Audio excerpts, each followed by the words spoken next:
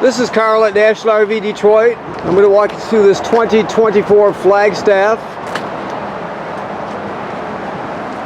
20 BHS. This is not a floor plan or a sales video, it's a how-to video. I'm going to show you some of the features and how they work. You have a power awning here with LED strip.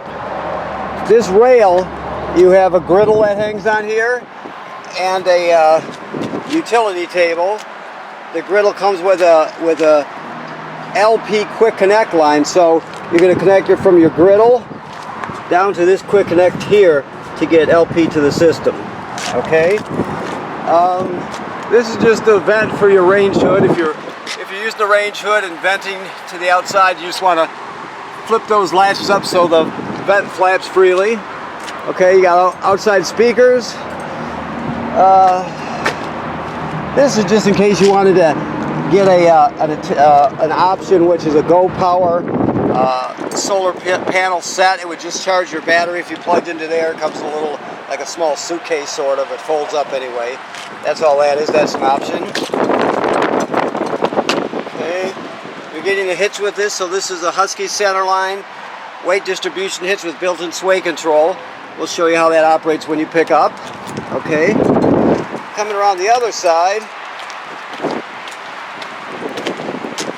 This is your sprayer, quick connect sprayer. This is the LP line I told you about with the quick connect fittings, okay? And you have your 3/4 inch crank here. I'm in a tangled mess here. 3/4 inch crank here. And then you have the smaller crank right here. Right, if you can see that. The smaller crank is for the power tongue jack. If it happens to fail for any reason, you can pull this piece of the bike rack up, put your crank right through there, pull a rubber plug out, and you can actually crank that manually to get yourself out of trouble. So it's just another option to hitch and unhitch if there's ever had any issues, okay? While we're standing here, keep in mind when you have to set up your own bike rack for your bikes, but one bike hangs on each side, right? So every other one of these would be on the other side, so you have to move them over. So you basically hang a bicycle on each side. Okay? Battery compartment holds up to 2 batteries. You have a kill switch right here. You can see it right down there. It's a knob. That's to turn your battery on and off. So you can do that there. You have 2 LP tanks which are full. Dump hose here and there. I told you also have a utility table. That's what you see down there, okay? Docking lights. Okay, this is your 30 amp, 30 foot power cord. It's commonly referred to as a short cord. This is your water heater. So right now this water heater is in camping mode. So the bypass valves are in camping mode and there's water in it. It runs on either gas or electric. The switches are inside the trailer. I'll show you that when we get in there. The main thing is don't ever run it without water in it. So if you drain it, you're going to drain it right here, of course. And you put the plug back in. Make sure you always refill it before you turn it on. Okay? Excuse me. So we come down farther here. You have your dump valves here. Gray and black. Gray is sink and shower water. Black is toilet water and waste. Of course, your stabilizer. These are quick drop jacks, so they drop down to the ground real quick, and then you just tighten them from there. So just you don't have to crank it as much as you used to. It's a newer design. Okay. If we come back here, this is your black tank flush here. So I showed you the 2 dump valves. So after you dump your black tank, leave the valve open like it states on this sticker here. Leave it open, screw the hose of the dump station on there, and turn on the water. It'll spray out the inside of your black tank, clean off the sensors, that sort of thing. Never run it with the valve closed. Always have it open. Okay? Come back this way.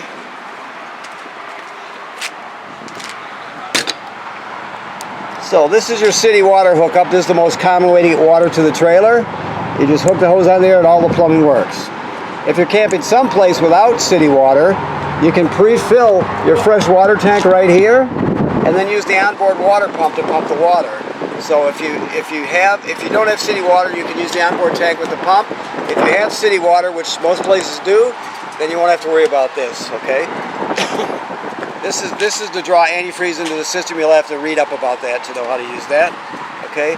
That's where your quick connect sprayer plugs into that I showed you, that coil right here. Okay. Alright, so as we move around, you can see it's pre-wired for a backup camera. Let's get past the sun here. You can see it right there. That's pre-wired for a Furrion backup camera kit, if you're interested. You have a ladder that's built in, which makes it easy to inspect the roof. The manufacturer states every 60 to 90 days you should inspect the roof. Look for damage caused by low branches or road debris. Look for cracking or separation at any of the sealant where water could get through. Just give it a good inspection, just so you know you're in good shape. You can't see what's happening unless you go up there and look, so it should be part of your regular maintenance to go up there and make sure your roof's in good shape. Okay? Alright, so let's go inside here.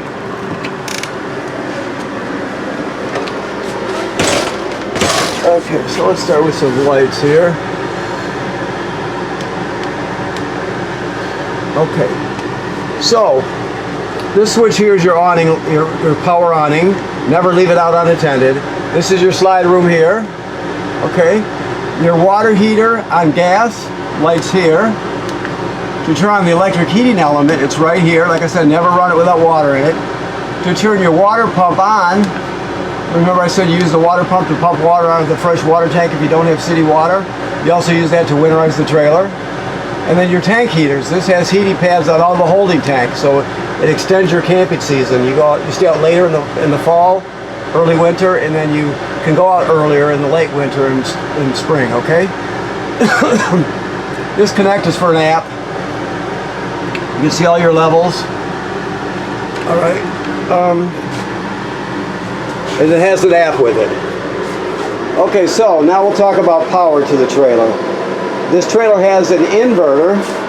The inverter inverts 12 volt DC into 110 AC, and then it sends that AC power to your outlets here. The idea is if you only have DC power, if you're running off battery and solar, and you have let's say a AC powered coffee pot or coffee maker, you can still run it by turning the inverter on, inverting the 12 volt DC into 110 AC, and you, like I said, you just plug it into one of these plugs because the inverted power is routed to the receptacles. To turn that on, he's already got it on because he's testing it here, but I'll shut it off. You hold it on the button for a few seconds to shut it off. Okay, so this is the controller for the inverter. I'll take this off now, it's almost falling off. Okay, so you just turn it on here. Hold it a few seconds longer, I'm sorry, there we go. Right now, the 12 volt DC is being taken from your battery and it's being inverted to 110 AC and sent to the receptacles. So if you had an appliance, you could run it, a small appliance. We don't, so we're just going to keep the inverter shut off for now. You only need to turn it on when you're going to invert power. Okay? So that's the inverter. Now, we come over here, and this is your solar controller here. So, you'll have to read up a bit on it, but you can see that you get 4 different screens. The main one's coming up 13.7 volts DC, and he's got the solar off it right now. It's 0.0 amps for gaining, but it'll tell you how many amps you're gaining from the sun on this, and the amount of voltage, DC voltage in your system, amp hours, and the temperature of your battery. Okay. So that's the solar controller slash charger. Alrighty. Now I mentioned inverting power. This also has a power converter. Most trailers have one of these. You can see right off the bat it says in here it auto detects the type of battery you have. Excuse me. With the solar controller I just showed you, if you change to lithium batteries, for example, or gel batteries, you have to physically change it on that unit. So keep that in mind. You always want to change it if you change the type of battery. If you put 2 batteries on there, make sure it gives you jumpers to hook them together. Just make sure you follow the directions and wire together so it continually puts out 12 volt DC. It just doubles your storage capacity. So when you're inverting power, it's good to have a lot of storage. So that's what you would be doing. So you don't wire it so it puts out 24 volts. You wire it so it puts out 12 volt DC, doubles your storage capacity. I believe on this one, if it's not on the sticker on the inside of the lid of the battery box, there's one in your packet probably. If it's in one of the 2 places, it'll show you how to wire that. Okay. All right. So what you have is when you're plugged into shore power, you have 110 AC right here. You got circuit breakers like you'd see at home, and they're labeled. So this is like your distribution panel at home. Then the power is converted to 12 volt DC over here. So you got 12 volt fuses, 12 volt DC fuses, and they're all labeled right here. So that's where your 12 volt comes from. It's also a battery tender, so it'll sense how much energy your battery or batteries have up front, and as long as you're plugged into shore power, it'll send as many amps as necessary to keep your battery charged. So when you're pulling down the road, your tow vehicle charges the battery with DC power. When you're plugged into the shore power or campground power, your power converter keeps your batteries charged with 12 volt DC, and then the solar panel periodically has them charged depending on the conditions outside. You know, a bright sunny day at 2 o'clock in the afternoon, you're going to get more amps than you would on a cloudy day at 8 in the morning, for example. So nevertheless, it will continue to charge it. If any reason the solar panel will not accept any commands, or the solar controller will not accept any commands, and it'll keep flashing, it's telling you that the system's full. There's no room for storage in the battery. So just give it some time and it'll turn the panel back on as soon as the amperage drops in the battery. Okay. This is your carbon monoxide LP gas detector. It also detects low batteries, but the most important functions are carbon monoxide and LP gas. So if it's not glowing green like it is, get it serviced. It's that simple. If it's not working, get it fixed. It's very important, obviously. Now this has a good feature. This is your refrigerator is 12 volt DC, right? So it runs off of 12 volts.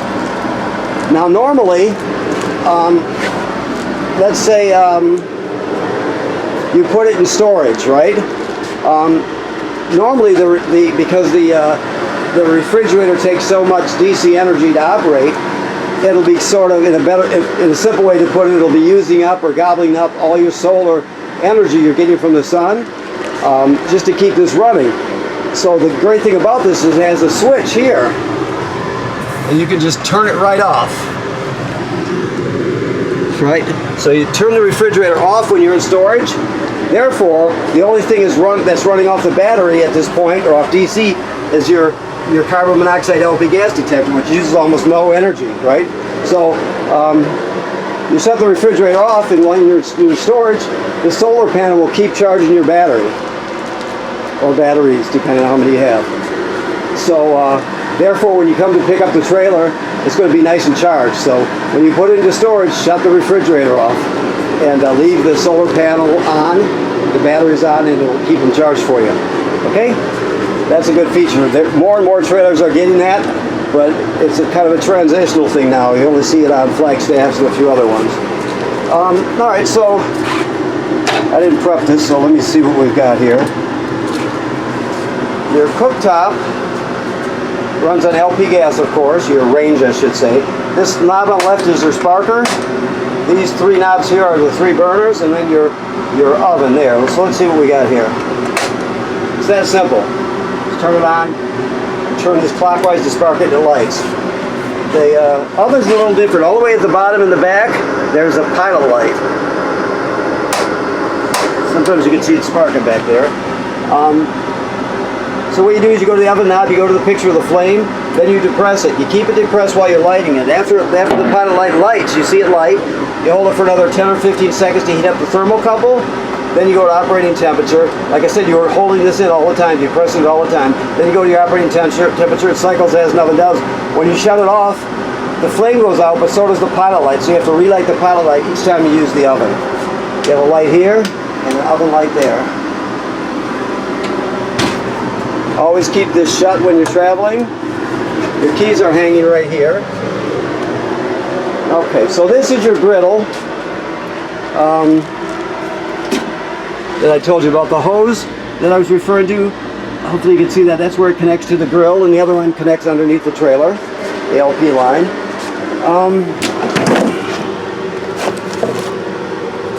You get an inline water heater, some touch-up stuff, some putty to touch it up, spatula, toilet paper holder, and a towel bar if you want to install that. Most people use the ones what should I call it, the racks, or no, what is the word? Stands. The stands that like the toilet paper goes on, and then they'll stow it away when they're traveling. These are the jumpers here to jump your 2 batteries over to put 12 volt DC out, just double the storage that I told you about. Okay? Alright. While we're talking about it, this is your tire mount. It has to be programmed, but inside your tires, or inside inside your tires, on the wheel itself, directly across from the tire stem is a device that sends information to this to tell you the temperature of your hubs and the pressure in your tires. So you take this into the tow vehicle with you, and you can always know how hot the hubs are and what your pressure is doing. So that's a good thing. Remote for the TV, obviously. Now the TV is more than just a TV. It's a FM radio. It has Bluetooth, so you can stream from your phone or tablet, whatever. It has 2 speaker zones. One A is inside the trailer, B is outside the trailer, so it does a lot. It also has a swing out bracket that locks into place. You can see this cylinder type thing clips right into that clamp there, so it's not going to come flying around while you're traveling. Okay? Oops, sorry. Okay, while I'm looking at this is an option, just like the solar controller, or no, I'm sorry. Just like the backup camera is an option, this is another option, but basically what it does, it gives you better public Wi-Fi for your family. It says 5G on there, and I'm sure that is an option where you can pay a monthly fee to have 5G on there, but one of the most common used function is if you order the kit, it'll consist of an antenna on the roof, a Wi-Fi antenna, and then a box that fits over here, which is going to be a router. So you just get better public Wi-Fi. You'll be able to hook all of your family's devices to this router box here, and then somebody who's ever in charge of it will go to the web page that they give you an address. Will go to the web page that lets you see everything that this device here sees. You log on to the public Wi-Fi, and you just have better Wi-Fi. Okay, so that's an option. Microwave works like any other microwave. Your thermostat is, you hit the mode button here to light it up, and then you can just scroll through until you pick out what you want. This table, you can drop the posts on it and set the tabletop down onto these cleats here. There's 4 cleats, and then you use the back cushions to fill in the space. You have another bed. Of course, you have your 2 bunks here, as well as the door over there. This one bottom bunk folds up, so you can actually, some people call it a bike door. You can store a lot of stuff in there anyway. Let's put it that way. Okay.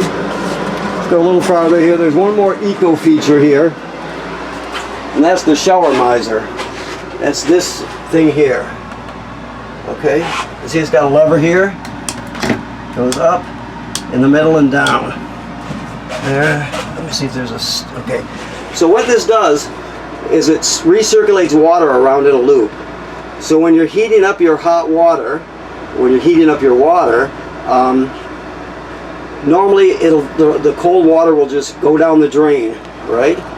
So because of that, you'll be wasting perfectly good water. Some areas have drought conditions, so it's not a good thing. Some places it's actually illegal, I think, but maybe I'm overstating that. But you waste perfectly good water, so you're wasting water, plus you're wasting storage in your gray tank with that water. So what this does, when you're in this position here, it sends it around, the water around in a loop while it heats up. It'll go to the water pump, to the water heater, to here, and around and around and around. When you see this change to a beigeish color, you'll see it plain as day, this plastic will change.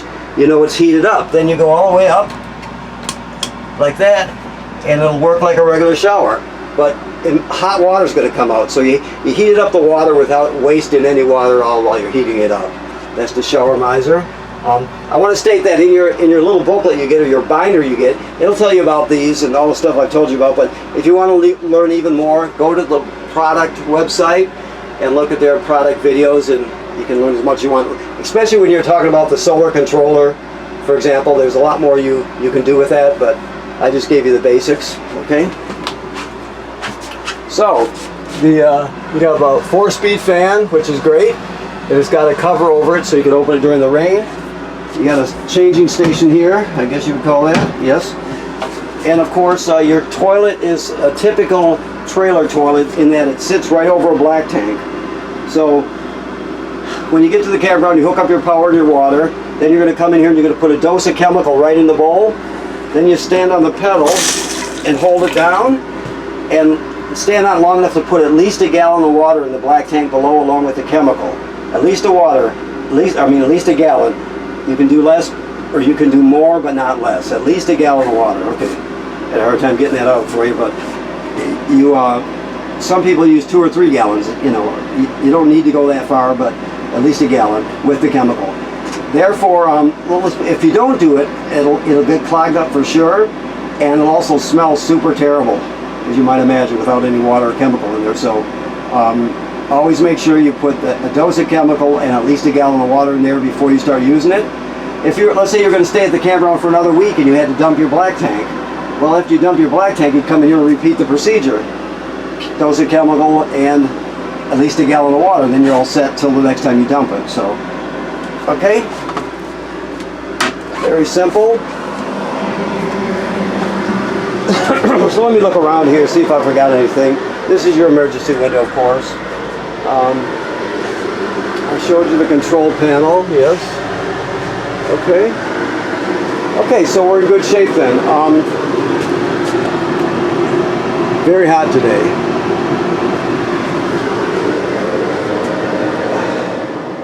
So I did say that your keys are here.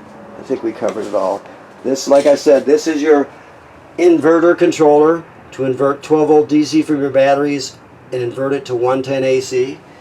This is the opposite here. This converts AC to DC power, okay? And of course your solar controller handles the solar panel and the chargers and that sort of thing, okay? Alrighty. Okay, so I want to thank you for purchasing your trailer here at National RV Detroit. Please remember what I said about inspecting the roof. That's very important, obviously. You don't know what's happening up there unless you look, so it should be part of your regular routine. Right now, this is the valves on the water heater are in camping mode, and there's water in the system, water in the water heater, so you're all set to go. Okay? Thank you.